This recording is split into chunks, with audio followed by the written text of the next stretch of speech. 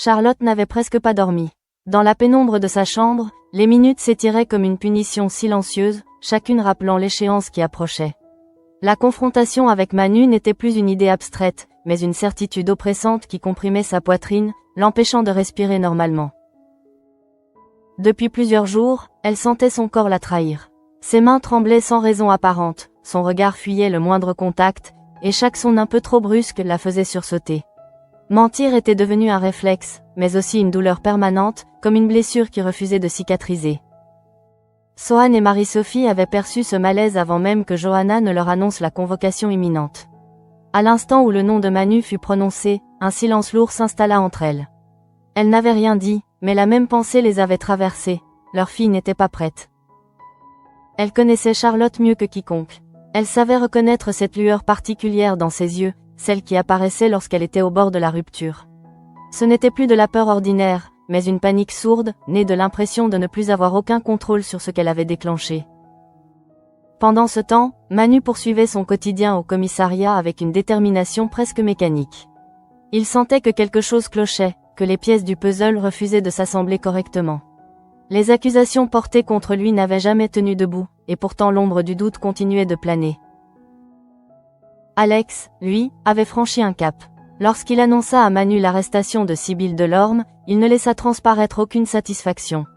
Cette avancée, aussi importante soit-elle, ne dissipait pas le malaise. Pour lui, le cœur de l'affaire se trouvait ailleurs, dans une manipulation bien plus subtile. Il était persuadé que Charlotte n'agissait pas de son propre chef. Son comportement, ses hésitations, ses contradictions constantes dessinaient le portrait d'une jeune fille sous emprise. Quelqu'un tirait les ficelles, et Alex était résolu à découvrir qui. Baker, de son côté, tentait de maintenir une façade d'autorité, tout en gérant les retombées internes du scandale. Il convoqua Jérémy sans détour, lui rappelant sèchement les conséquences de ses actes. L'annonce concernant Janet tomba comme un couperet, laissant Jérémy déstabilisé, incapable de répondre autrement que par des excuses maladroites. Janet, elle, avait déjà pris sa décision. Assise face à la directrice de l'hôpital, elle conserva un calme impressionnant, presque irréel. Démissionner n'était pas une fuite, mais un acte de lucidité. Elle refusait d'être entraînée plus longtemps dans un scandale qui salissait son intégrité. Cette décision, lourde de sens, laissait derrière elle un vide institutionnel, mais aussi humain. 10 mois avant la fin de son mandat, elle choisissait de partir, consciente que ce sacrifice ne laverait peut-être jamais totalement son nom, mais qu'il était nécessaire pour avancer. Au même moment, Baker confia à Hugo une inquiétude plus intime. Pablo avait parlé de sa mère, de cette absence qui le blessait plus qu'il ne voulait l'admettre. Derrière son apparente indifférence, Baker percevait une souffrance enfouie, prête à ressurgir au moindre faux pas. Mais loin de ses préoccupations, Charlotte avait atteint son point de rupture. La peur se transforma en urgence incontrôlable, et c'est presque malgré elle qu'elle composa le numéro de Sacha. Sa voix, lorsqu'elle lui parla, était méconnaissable, brisée par l'angoisse. Elle lui avoua ce qu'elle n'avait osé dire à personne, elle n'y arriverait pas. Elle ne pourrait pas affronter Manu en continuant de mentir. Le poids de la culpabilité devenait insupportable, écrasant toute tentative de justification. Sacha, de son côté, adopta un ton faussement rassurant. Il parla de dernière ligne droite, de quelques jours encore à tenir. Il accepta de la voir, ce soir-là, laissant planer une promesse ambiguë qui, loin de la rassurer, accentua son malaise. Charlotte raccrocha avec la sensation étrange d'avoir aggravé sa situation. Ce rendez-vous n'était pas un refuge, mais une étape de plus vers quelque chose d'incontrôlable. Elle le savait, au fond d'elle, mais n'avait plus la force de reculer. Dans les couloirs de l'hôpital, Paloma errait, incapable de se concentrer sur son travail. Le doute la rongeait, obsédant, insistant. Elle cherchait un lien entre Laurine et Jérémy, une explication rationnelle qui viendrait apaiser son esprit. Lorsqu'elle décida d'affronter Laurine à la sortie de l'hôpital, elle ne s'attendait pas à une réponse aussi brutale. Les mots de Laurine claquèrent comme une gifle, ne laissant derrière eux qu'un silence glacial et des larmes impossibles à retenir. Le soir venu, la confrontation avec Jérémy fut inévitable. L'aveu, presque banal dans sa formulation, eut un effet dévastateur. Paloma comprit alors que la trahison n'était pas seulement sentimentale, mais profondément méprisante. Pendant ce temps, Alex mettait son plan à exécution. Prétextant un examen médical, il confia sa place à Élise et quitta discrètement le commissariat. Son objectif était clair, suivre Charlotte, comprendre enfin ce qui se passait réellement derrière ces silences. À la sortie du lycée, il la vit monter sur une moto. L'homme qui l'attendait restait à distance, le visage dissimulé par un casque. Alex prit une photo de la plaque, conscient que ce cliché flou était peut-être la seule chance de remonter la piste. Charlotte, elle, se rendait à ce rendez-vous avec un nœud au ventre. Elle savait qu'elle allait franchir une limite, mais ignorait encore laquelle. Une seule certitude s'imposait à elle, elle ne voulait plus détruire la vie d'un innocent. Lorsqu'elle annonça à Sacha son intention de dire la vérité à la police, l'atmosphère changea brutalement. La tension devint palpable, presque suffocante. Elle venait de remettre en question tout ce qu'il avait construit. Sacha tenta d'abord de temporiser, lui demandant de tenir encore une semaine. Mais face à son refus catégorique, son masque tomba. Sa colère éclata, révélant la menace qu'il gardait en réserve depuis le début. La vidéo, cette preuve intime, utilisée comme une arme. En quelques mots, il lui fit comprendre que son avenir dépendait désormais de son silence. Charlotte sentit le piège se refermer sur elle, implacable, sans échappatoire immédiate. Charlotte resta figée quelques secondes après les paroles de Sacha. Le silence qui suivit n'était pas apaisant, mais lourd, saturé d'une menace invisible qui s'infiltrait lentement dans chaque pensée. Elle comprit alors que ce qu'elle vivait n'était plus une manipulation floue, mais un enfermement méthodique. Elle aurait voulu crier, se lever, partir, mais son corps refusait d'obéir. La peur ne la faisait plus reculer, elle la paralysait. Cette vidéo, ce fragment d'intimité arraché à sa jeunesse, était devenu une chaîne dont elle sentait le poids à chaque respiration. Sacha, lui, observait cette réaction avec une froideur calculée. Il ne criait pas, ne s'emportait plus. Il savait qu'il avait gagné du terrain. Lorsqu'il parlait désormais, chaque mot était mesuré, posé, destiné à s'imprimer durablement dans l'esprit de Charlotte. Il lui rappela ce qu'elle risquait si elle parlait. Pas seulement la honte, mais l'exposition publique, le regard des autres, celui de ses parents, de ses camarades, de ses professeurs. Il n'avait pas besoin d'insister davantage, Charlotte visualisait déjà ce scénario avec une précision douloureuse. Sur le trajet du retour, elle eut l'impression que la ville entière l'observait. Chaque passant devenait un juge potentiel, chaque regard croisé une anticipation de ce qui pourrait arriver. Elle se sentait nue, vulnérable, comme si la vidéo existait déjà aux yeux de tous. Chez elle, l'ambiance n'était pas plus rassurante. Sohan et Marie-Sophie tentaient de masquer leur inquiétude, mais Charlotte percevait leur tension. Les questions restaient en suspens, non formulées, mais présentes dans chaque silence trop long. Elle monta dans sa chambre sans un mot, incapable de soutenir leur regard. Une fois seule, elle s'effondra contre la porte, laissant enfin ses larmes couler. Ce n'était pas seulement la peur qui la submergeait, mais la honte d'avoir perdu le contrôle de sa propre histoire. Au commissariat, Manu sentait que l'étau ne se desserrait pas, malgré l'arrestation de Sibylle. Il éprouvait cette sensation désagréable d'être pris dans une mécanique qui lui échappait, comme si quelqu'un anticipait chacun de ses mouvements. Alex partageait ce sentiment. La photo floue de la plaque de la moto ne quittait pas son esprit. Elle représentait à la fois un espoir et une frustration immense. Il savait que cet homme était la clé, mais aussi que le temps jouait contre eux. Il tenta d'exploiter l'image, de la retravailler mentalement, cherchant le moindre détail exploitable.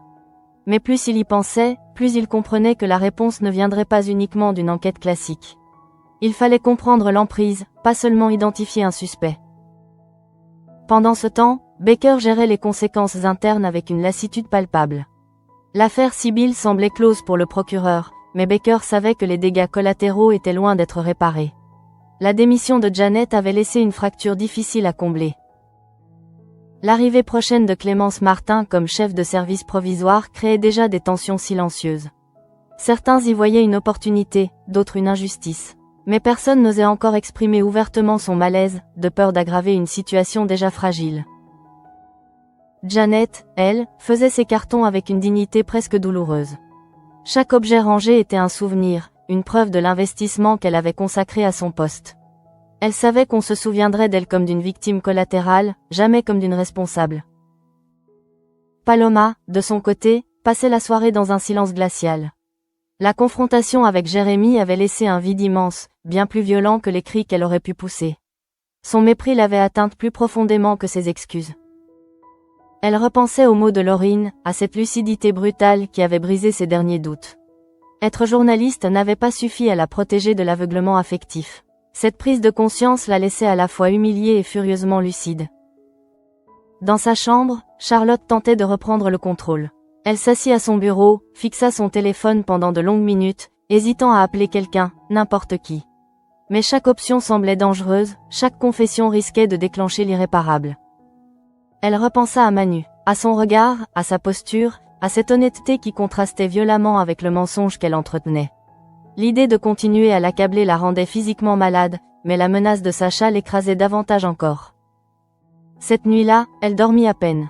Des images confuses se succédaient dans son esprit, mêlant la vidéo, le visage de Sacha, celui de Manu, et les regards déçus de ses parents. À chaque réveil, son cœur battait trop vite, comme s'il tentait de fuir avant elle. Au matin, Alex prit une décision silencieuse. Il savait qu'il ne pouvait plus se contenter d'attendre. Si Charlotte était sous emprise, il fallait agir avec prudence, sans la brusquer, sans la pousser à commettre une erreur irréversible. Il observa Manu, mesurant le poids que cette affaire faisait peser sur lui. Il comprit que le temps de la patience touchait à sa limite. Quelque chose allait céder, tôt ou tard, et il devait être prêt à en affronter les conséquences. Charlotte, elle, se leva avec une détermination fragile. Elle ne savait pas encore comme, ni quand, mais une chose était claire, elle ne voulait plus être uniquement une victime silencieuse. Même prisonnière, une part d'elle refusait de disparaître complètement. Cette lueur, infime mais tenace, était peut-être sa seule chance. Mais elle ignorait encore à quel prix elle devrait la préserver. Charlotte avançait désormais comme quelqu'un qui marche sur une surface fragile, consciente qu'un faux pas suffirait à tout faire s'effondrer. Au lycée, elle se forçait à sourire, mais chaque geste lui demandait un effort immense, comme si son corps refusait d'oublier la menace qui planait au-dessus d'elle. Ses pensées revenaient sans cesse aux mots de Sacha. Il n'avait pas crié, il n'avait pas insisté longuement. C'était précisément cela qui la terrifiait. Cette certitude froide qu'il savait avoir le pouvoir, qu'il n'avait même plus besoin de l'exercer pour qu'elle obéisse. À chaque notification sur son téléphone, son cœur s'emballait. Elle redoutait autant un message de Sacha que son silence. L'absence de contact était parfois plus angoissante encore, laissant son esprit combler le vide avec les pires scénarios possibles. Alex, de son côté, poursuivait sa surveillance avec une discrétion extrême. Il observait Charlotte à distance, notant ses habitudes, ses hésitations, ses changements d'itinéraire. Plus il la regardait, plus une évidence s'imposait. Elle n'était pas une manipulatrice, mais une proie. Il voyait dans ses gestes une fatigue qui dépassait le simple stress d'une audition. C'était l'épuisement de quelqu'un qui lutte en permanence contre sa propre peur, qui calcule chaque mot, chaque regard, pour éviter une catastrophe invisible. Manu ressentait ce malaise sans pouvoir le nommer. Lorsqu'il pensait à Charlotte, une contradiction le frappait toujours. Ses déclarations l'accablaient, mais son attitude ne correspondait pas à celle de quelqu'un qui ment par conviction. Il sentait une faille, sans parvenir à l'atteindre. Cette intuition le rongeait. Être policier signifiait accepter les faits, mais être humain l'obligeait à écouter ce que son instinct lui murmurait. Et son instinct lui disait que Charlotte était enfermée dans une situation qui la dépassait. Pendant ce temps, Sacha continuait de gérer son emprise avec une précision presque clinique. Il envoyait peu de messages, toujours courts, jamais explicites. Chaque phrase était conçue pour rappeler à Charlotte que la menace existait toujours, sans jamais la formuler clairement. Il savait que l'anticipation faisait plus de dégâts que la violence directe. Charlotte vivait désormais dans l'attente permanente de l'irréparable, et cette attente suffisait à la maintenir sous contrôle. Pour lui, la peur était un outil, pas une émotion. Charlotte tenta pourtant de reprendre un semblant de pouvoir. Un soir, seule dans sa chambre, elle écrivit plusieurs messages qu'elle n'envoya jamais. À ses parents, à la police, à Manu. Chaque tentative se terminait de la même manière. Elle effaçait tout, paralysée par l'image de la vidéo. Elle se sentit honteuse de cette faiblesse, mais aussi en colère contre elle-même. Comment avait-elle pu se retrouver piégée à ce point? Cette question revenait sans cesse, sans jamais trouver de réponse qui apaiserait sa conscience. Au commissariat, Alex partagea ses doutes avec Manu, sans formuler d'accusation précise. Il évoqua simplement l'idée d'une pression extérieure, d'un tiers invisible. Manu l'écouta en silence, conscient que cette hypothèse expliquait ce qu'il ressentait depuis le début. Mais sans preuve tangible, il restait impuissant. Chaque pas devait être mesuré, car la moindre erreur risquait de renforcer la peur de Charlotte au lieu de la libérer. Il marchait sur une ligne étroite, entre protection et intrusion. Pendant ce temps, Baker tentait de maintenir un équilibre institutionnel de plus en plus fragile. Les discussions autour du remplacement de Janet alimentaient des tensions sourdes. Certains y voyaient une trahison, d'autres une nécessité politique. Clémence Martin, consciente du contexte explosif, acceptait son nouveau rôle avec une prudence calculée. Elle savait que chaque décision serait scrutée, interprétée, parfois déformée. Elle entrait dans un champ de mine émotionnel et professionnel. Paloma, elle, se repliait sur elle-même. La trahison de Jérémy avait laissé une cicatrice profonde. Elle se remettait en question, repassant mentalement chaque signe qu'elle avait ignoré, chaque alerte qu'elle avait minimisée par amour ou par orgueil. Cette remise en question douloureuse la rendait plus lucide, mais aussi plus amère. Elle comprenait désormais que la vérité pouvait être brutale, mais nécessaire, et cette idée résonnait étrangement avec ce que Charlotte était en train de vivre. Charlotte, de son côté, sentit la confrontation avec Manu approcher comme une échéance inévitable. Chaque jour qui passait rendait le mensonge plus lourd à porter. Elle savait qu'elle devrait bientôt choisir, même si aucune option ne lui semblait supportable. La peur ne l'avait pas quittée, mais quelque chose avait changé. Une forme de fatigue extrême, presque dangereuse, commençait à remplacer la panique. Et dans cet épuisement naissait une pensée troublante. Continuer à mentir était peut-être pire que tout dire. Cette idée l'effrayait autant qu'elle la soulageait. Elle se demanda, pour la première fois, si la vérité pouvait réellement être plus destructrice que le silence imposé par Sacha. Elle n'avait pas encore la réponse, mais la question, elle, ne la quittait plus. Alex observa cette évolution sans intervenir. Il savait que la décision devait venir d'elle. Forcer Charlotte serait une violence supplémentaire. Mais il se promit une chose, si elle tombait, il ferait tout pour comprendre qu'il avait poussé au bord du vide. Et dans l'ombre, Sacha attendait. Il savait que le moment critique approchait. Pour lui, chaque seconde qui passait sans révélation était une victoire silencieuse. Il ignorait encore que cette attente même pourrait finir par se retourner contre lui. La tension monta d'un cran sans qu'aucun événement spectaculaire ne vienne l'annoncer. C'était une pression sourde, presque invisible, qui s'infiltrait dans chaque instant du quotidien de Charlotte.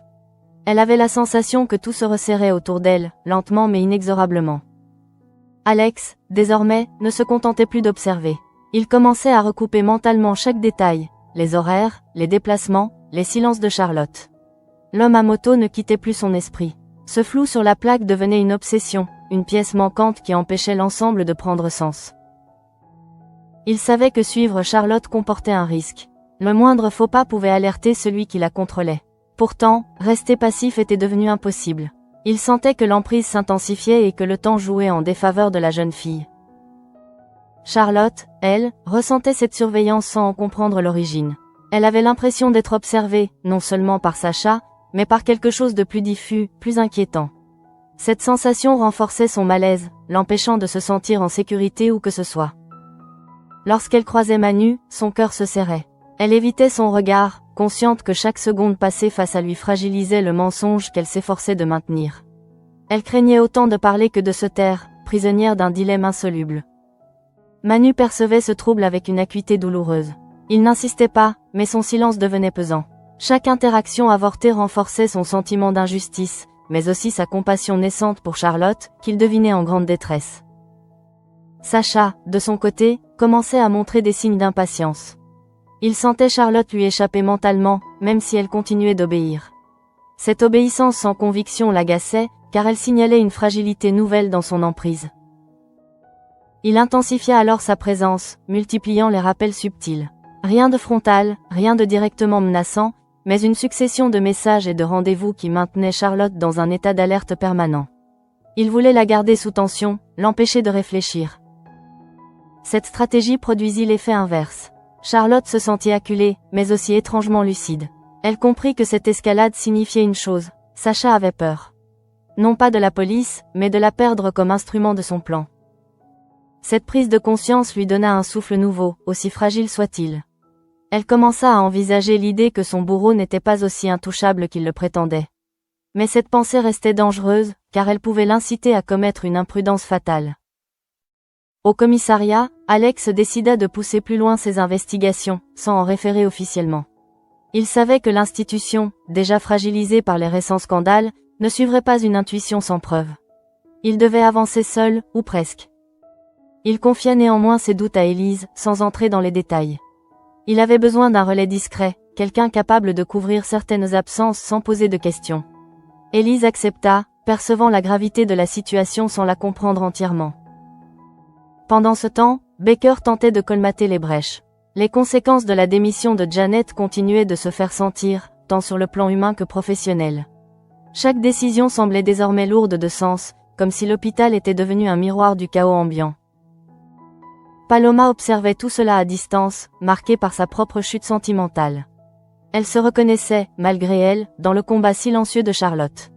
Cette empathie nouvelle renforçait son malaise, car elle savait combien il est difficile de se libérer d'une relation toxique. Charlotte sentit la confrontation finale approcher. La date de son entretien avec Manu se rapprochait, et chaque jour réduisait ses marges de manœuvre. Elle oscillait entre l'envie de tout révéler et la terreur des conséquences immédiates. La nuit précédant cette échéance, elle dormit mal, hantée par des images contradictoires. D'un côté, la libération que représenterait la vérité. De l'autre, l'humiliation publique promise par Sacha. Ces deux perspectives s'affrontaient sans qu'aucune ne l'emporte vraiment. Alex, lui, passa cette nuit-là à revoir mentalement chaque scène récente. Il était convaincu que l'homme à moto, Sacha, et la peur de Charlotte formaient un triangle dangereux. Il ne lui manquait plus qu'un élément pour relier définitivement ces points.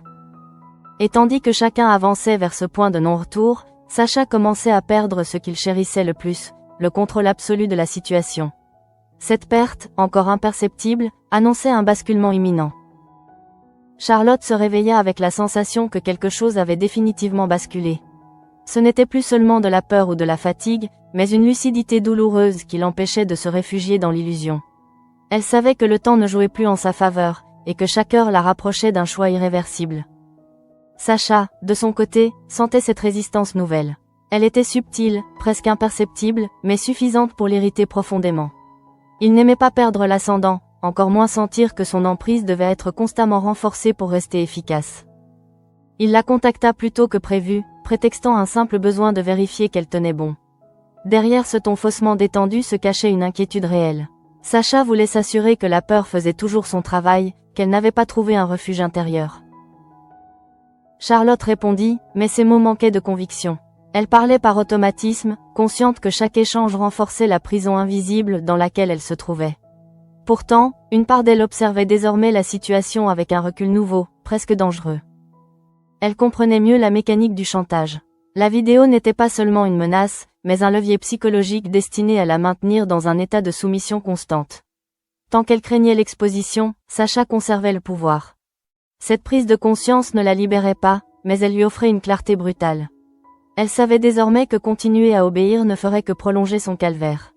Mais affronter la menace signifiait accepter une humiliation qu'elle n'était pas certaine de pouvoir survivre. Alex, pendant ce temps, avançait dans l'ombre avec une détermination froide. Il avait repris la photo de la plaque de la moto, l'examinant encore et encore, cherchant un détail négligé. Même flou, cette image représentait une piste concrète, et il refusait de l'abandonner. Il croisa certaines données, sans en parler officiellement.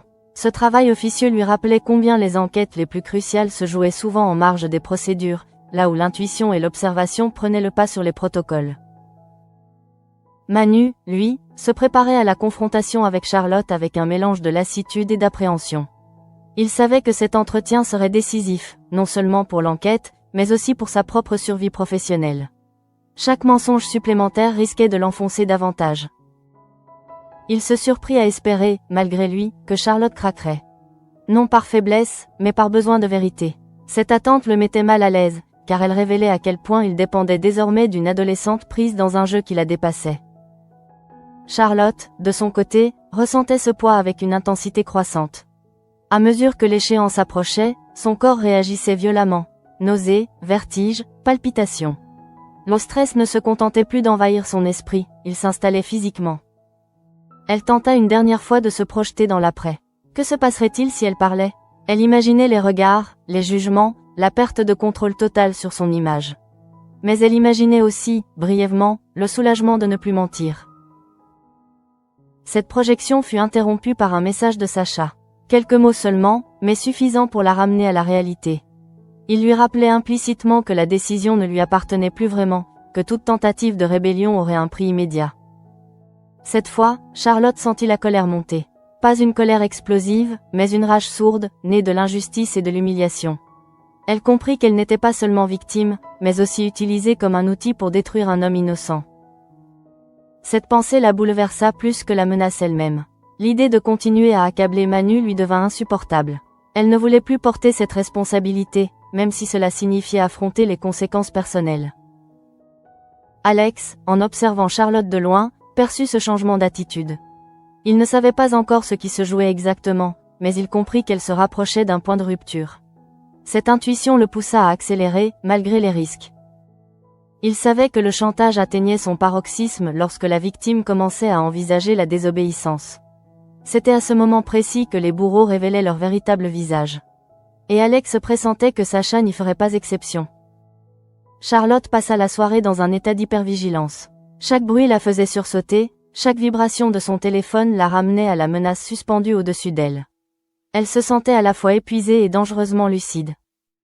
Avant de se coucher, elle prit une décision intérieure, encore floue mais déterminante. Elle ne savait pas comment ni quand, mais elle refusait désormais que la peur soit le seul moteur de ses actes. Cette résolution fragile était tout ce qui lui restait. Et pendant que Charlotte luttait pour préserver cette étincelle de volonté, Sacha, sans le savoir, se rapprochait de l'erreur fatale. Car plus il appuyait sur la menace, plus il révélait sa dépendance à cette emprise, et donc sa propre faiblesse. Charlotte entra dans cette journée avec une tension qui ne la quittait plus. Tout, autour d'elle, semblait trop précis, trop net, comme si le monde avait perdu sa douceur. Chaque minute écoulée renforçait la certitude qu'un affrontement était inévitable, et qu'elle ne pourrait plus se cacher derrière le silence. Sacha, lui, ressentait cette bascule. Il percevait chez Charlotte une distance nouvelle, presque imperceptible, mais suffisante pour l'alerter. Elle ne lui obéissait plus par réflexe, mais par calcul, et cette nuance changeait tout. Pour la première fois, il craignait de ne plus être totalement maître du jeu. Lorsqu'ils se retrouvèrent, l'atmosphère était lourde, étouffante. Charlotte parlait peu, choisissant soigneusement ses mots, consciente que la moindre phrase pouvait déclencher une réaction incontrôlable. Elle sentait la colère de Sacha affleurer, prête à surgir au moindre signe de résistance. Elle tenta pourtant d'exprimer l'essentiel. Elle ne voulait plus mentir, plus accabler Manu, plus porter la culpabilité d'une injustice qu'elle n'avait pas choisie. Sa voix tremblait, mais son regard restait fixé sur lui, comme pour s'ancrer dans cette décision fragile. Sacha réagit d'abord avec un calme glaçant. Il rappela les règles, les conséquences, la promesse implicite qu'il y ait encore Charlotte à son silence. Puis, face à son refus, ce calme se fissura. Sa voix se durcit, laissant apparaître une irritation qu'il peinait à contenir. Il évoqua de nouveau la vidéo, non plus comme une simple menace, mais comme une certitude. Il insista sur la rapidité avec laquelle tout pouvait basculer, sur la facilité avec laquelle il pouvait anéantir ce qu'il restait de son anonymat. Cette fois, il ne cherchait plus à rassurer. Charlotte sentit la panique revenir, brutale, mais elle refusa de céder immédiatement. Une part d'elle, épuisée mais lucide, comprit que cette escalade signifiait que Sacha avait perdu une part de son sang-froid. Cette perte de contrôle, aussi infime soit-elle, était une brèche. Au commissariat, Alex avançait dangereusement près de cette vérité. Il avait multiplié les recoupements, croisant les horaires, les lieux, les témoignages indirects. Le lien entre l'homme à moto et Sacha prenait forme, même s'il lui manquait encore une preuve irréfutable. Il sentait que le temps était compté. Si Sacha se sentait menacé, il pourrait agir de manière imprévisible. Cette perspective renforçait l'urgence, mais aussi la prudence nécessaire pour ne pas précipiter une réaction violente. Manu, de son côté, se préparait mentalement à ce qui l'attendait. Il savait que Charlotte était au centre d'un conflit qui la dépassait, mais il ignorait encore jusqu'où allait la manipulation. Cette ignorance le mettait dans une position intenable, entre colère et empathie. Charlotte, après cette confrontation, rentra chez elle dans un état de sidération. Elle se sentait vidée, comme si chaque émotion avait été aspirée par l'intensité du moment. La menace de Sacha résonnait encore dans son esprit, mais quelque chose avait changé. Elle comprit qu'elle avait franchi une ligne invisible. En refusant d'obéir aveuglément, elle avait provoqué une réaction qu'elle ne pourrait plus ignorer. La peur était toujours là, mais elle n'était plus seule à diriger ses choix. Alex, observant la situation de loin, sentit que l'étau se resserrait. Il savait que le prochain mouvement serait décisif. Soit Charlotte cédait définitivement, soit elle trouvait le courage de tout révéler, déclenchant une réaction en chaîne incontrôlable. Cette nuit-là, Charlotte dormit peu. Les images de la confrontation se mêlaient à des pensées plus sombres encore. Elle se demandait si le prix de la vérité serait trop lourd à porter, ou si le silence finirait par la détruire entièrement. Sacha, quant à lui, ne trouva pas le repos. Il repassait mentalement chaque échange, chaque hésitation de Charlotte. Il sentait que son emprise n'était plus aussi solide, et cette fragilité nouvelle l'agaçait profondément. Il se promit de ne pas reculer. Pour lui, céder serait reconnaître une défaite qu'il refusait d'envisager. Cette obstination, nourrie par la peur de perdre le contrôle, le rapprochait dangereusement de l'erreur. Et tandis que chacun avançait vers l'inévitable, une certitude s'imposait, l'équilibre précaire qui maintenait cette situation était sur le point de céder, laissant place à des conséquences que plus personne ne pourrait maîtriser. Le matin se leva sur une Charlotte méconnaissable. Son visage portait les traces d'une nuit sans repos, mais dans son regard apparaissait une détermination étrange, presque calme. Ce n'était pas le calme de la sérénité, mais celui de quelqu'un qui a compris qu'il n'existe plus de refuge possible. Elle savait que Sacha attendait, qu'il guettait le moindre signe de faiblesse, le moindre faux pas. Cette attente silencieuse était devenue une arme supplémentaire, un rappel constant que le piège restait fermé tant qu'elle n'agissait pas. Chaque pas qu'elle faisait lui semblait définitif. Elle avait cessé de se demander comment éviter la catastrophe. Désormais, elle cherchait seulement à décider laquelle elle était prête à affronter. Cette lucidité tardive la terrifiait autant qu'elle la libérait. Au commissariat, Manu ressentait une tension inhabituelle. Rien de concret ne s'était produit, et pourtant il avait l'impression qu'un basculement était imminent. Cette intuition le rendait nerveux, presque fébrile, comme si tout dépendait d'un élément qu'il ne maîtrisait pas. Alex partageait ce sentiment. Il avait suffisamment avancé pour savoir que Sacha jouait un rôle central, mais pas assez pour intervenir officiellement. Cette position intermédiaire, frustrante et dangereuse, l'obligeait à observer sans pouvoir agir ouvertement. Il craignait surtout une chose, que Charlotte craque seule, sans protection, face à un homme prêt à tout pour préserver son secret. Cette crainte renforçait son sentiment d'urgence, mais aussi son impuissance. Charlotte, de son côté, se retrouva face à Sacha une dernière fois. L'atmosphère était lourde, chargée d'une hostilité contenue. Il ne chercha même plus à masquer sa menace. Tout était clair désormais. Soit elle continuait de mentir, soit la vidéo serait diffusée. Elle l'écouta sans l'interrompre. Chaque mot confirmait ce qu'elle savait déjà. Sacha n'avait aucune intention de la libérer, même si elle obéissait encore. Son silence n'était qu'un sursis, pas une issue. Lorsqu'elle lui annonça qu'elle ne pouvait plus continuer, il perdit définitivement son calme. Sa colère éclata, révélant un visage plus brutal, plus incontrôlable. La menace devint explicite, presque obscène dans sa violence. Charlotte sentit la peur la submerger une dernière fois. Mais cette fois, elle ne la laissa pas décider à sa place. Elle comprit que céder ne ferait que prolonger l'inévitable, que la honte promise existerait toujours, qu'elle parle ou non. Ce choix, aussi terrible soit-il, clarifia tout. Elle n'était plus seulement une victime passive. Elle devenait une actrice consciente de son destin, même si ce destin s'annonçait douloureux. Pendant ce temps, Alex se rapprochait dangereusement de la vérité. Les pièces du puzzle s'assemblaient enfin, révélant une manipulation méthodique, fondée sur la peur et l'humiliation. Il savait qu'il ne restait plus beaucoup de temps avant que tout n'explose. Manu, lui, ignorait encore la forme que prendrait cette explosion. Il sentait seulement que la situation touchait à sa limite, que le mensonge ne pourrait plus tenir longtemps sans entraîner des dégâts irréversibles. Charlotte quitta Sacha avec le sentiment d'avoir franchi un point de non-retour. Elle savait que la menace de la vidéo était toujours réelle, suspendue au-dessus d'elle comme une épée. Mais elle savait aussi qu'elle avait cessé d'obéir aveuglément. Ce pas, minuscule en apparence, changeait tout. Il ne la sauvait pas encore, mais il empêchait sa disparition complète. Elle n'était plus seulement la fille manipulée, mais quelqu'un qui refusait désormais d'être réduite au silence. Alors que la nuit tombait, chacun se retrouvait face aux conséquences imminentes de ses actes. Sacha, enfermé dans son obsession du contrôle. Charlotte, au bord de la vérité. Alex, prêt à intervenir. Manu, toujours pris au piège d'une injustice qui ne demandait qu'à éclater.